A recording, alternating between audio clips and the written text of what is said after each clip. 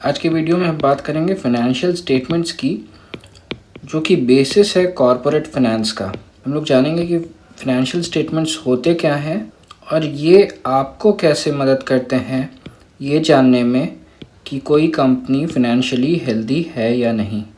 और financial statements का knowledge आपको होना बहुत ज़रूरी है, खास करके अगर आप स्टॉक मार्केट में इन्वेस्ट कर रहे हैं तो आपको पता होना चाहिए कि जिस कंपनी में आप पैसे लगा रहे हैं वो कंपनी फाइनेंशियली कितनी स्ट्रांग है। फाइनेंशियल स्टेटमेंट्स एक्चुअली 3 होते हैं। पहला हो गया बैलेंस शीट, दूसरा प्रॉफिट एंड लॉस स्टेटमेंट जिसे इनकम स्टेटमेंट भी कहते हैं, और तीसरा है cash flow statement. Balance sheet को आप एक फ़ोटोग्राफ के जैसा समझिए। मान लीजिए आप किसी कंपनी में जाते हैं तो उस कंपनी का अगर फ़ोटो क्लिक करते हैं तो उस फोटो में आपको दिखता है कि वहाँ क्या क्या चीज़ें रखी हुई हैं। उसी तरह जब आप किसी कंपनी का बैलेंस शीट बना रहे हैं तो this gives you a snapshot of what the company ons and ओज एट अ पर्टिकुलर टाइम। दूसरा है प्रॉफिट एंड लॉस स्टेटमेंट, या इसे हम इनकम स्टेटमेंट भी कहते हैं। ये होता है एक रिपोर्ट कार्ड के जैसा। अब रिपोर्ट कार्ड जब बनता है तो किसी एक पीरियड के लिए होता है, हो सकता है क्वार्टरली हो, हाफ ईयरली हो या फिर एनुअल हो। अब इसमें पता क्या चलता है? इसमें पता चलता है कि how well the company performed over a period.